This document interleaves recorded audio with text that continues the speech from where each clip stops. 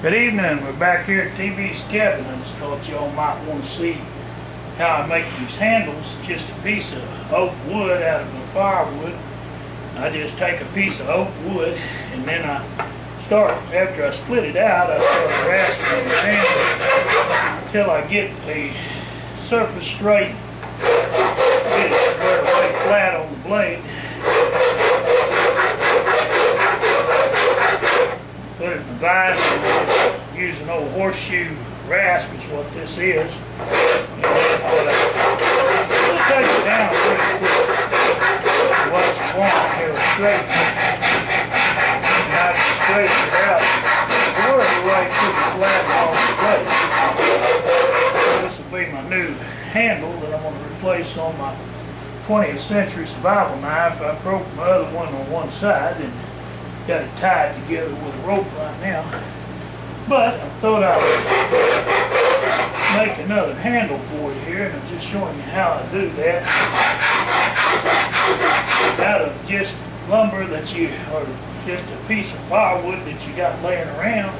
If it's oak is a good handle making material. Now my knife handle probably won't come down about so far, so most of this down here be cut off anyway, and then cut it off back here somewhere for the handle. I'll sand her down too when I get it down to what I want.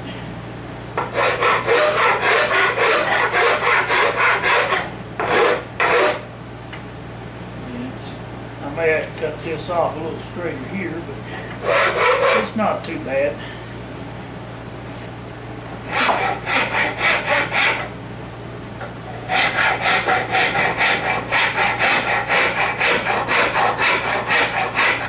I make just about anything out of wood or steel, or got some good wood. You can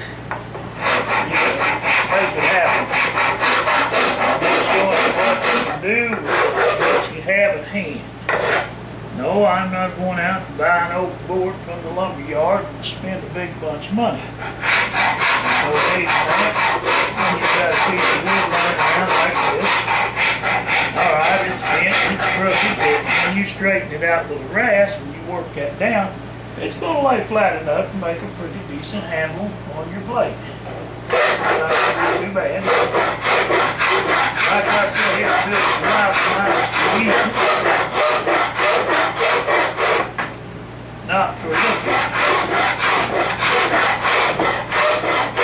Now, it won't be too bad looking knife. It ain't going to be, the handle won't be too rough when I get it worked down. But there's no use spending more money than what you have to. Just like on homesteads, you know, for hundreds of years, as far back as anyone could remember, our forefathers did not have power tools. They did not have a lumber yard to run down and buy lumber to build them a house out of. Mostly they built underground grass houses, you know, with a roof on it that was a sod roof, is what most cabins were built out of. Now some were made out of logs in later years, and they got to doing a better craftsman work. I don't know, they didn't worry about rugs and carpets. In fact, one of my relatives, grandparents, they used to live in a dugout, and she swept that dirt floor till it was clean. And that floor was so solid, they'd walked on it so long, that there wasn't much dust in there to sweep. It had been packed down by all the walking and living in this cabin, or underground house, dugout. One thing about a dugout is they're about 20 degrees cooler in the summer and probably 20 degrees warmer in the winter. The only thing you might have to worry about would be scorpions. They'll sting you, as you know, but if you spray them, they stick, you know, keep the scorpions from running out. They ain't going to nail you unless you sit down with one or get a hold of one. Generally don't just deliberately attack you, just like when a scorpion gets on you, he'll hit you because if you move or upset him, because he feels you're going to eat him, that you're a threat to him. If that's a scorpion, they will make you a little sick. Hey, and some scorpions in the desert, I've heard, can kill you. If you're allergic to a scorpion, it probably could.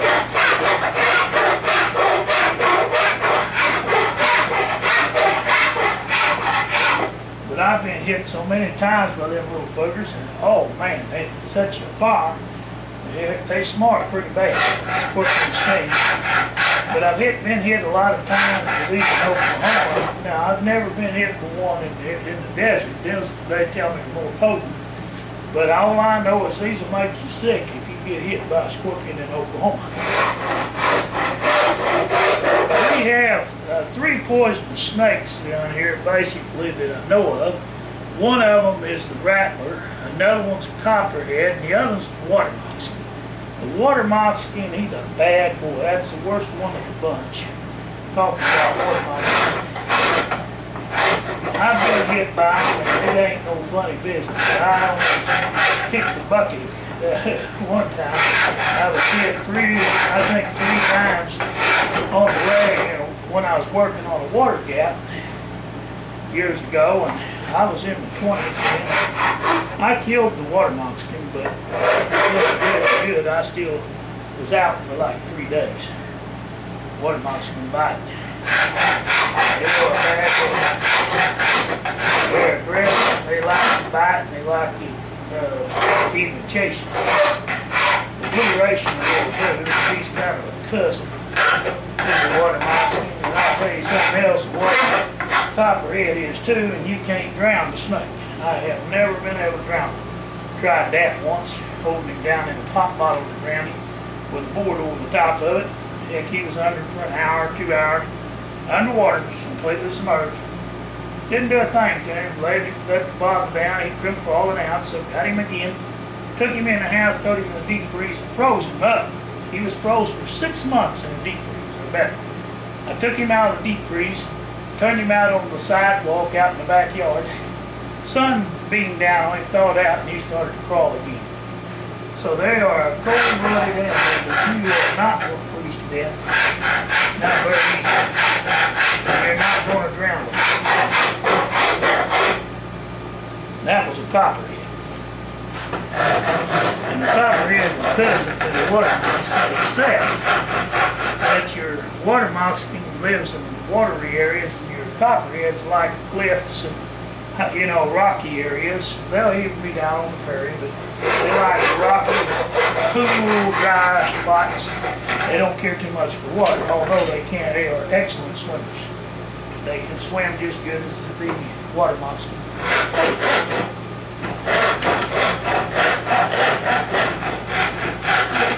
But your water moccasin, I have seen them absolutely devour a rattler. They will eat a rattlesnake. I've seen it once.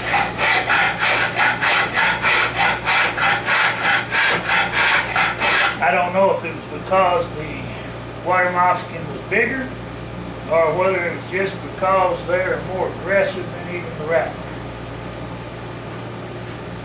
All I know is he swallowed the rattler after he struck him. The rattler tried to crawl past him and he couldn't.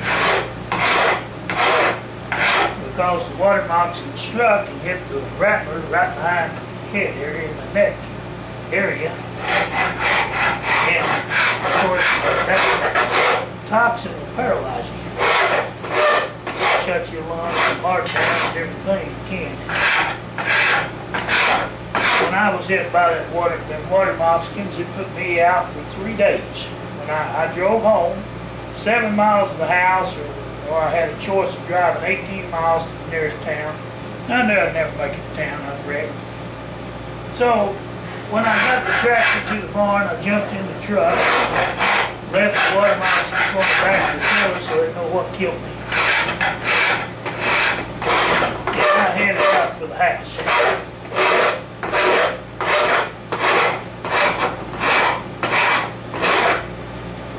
I got home, and I remember really sick and staggering as I went into the house, and I sat down and I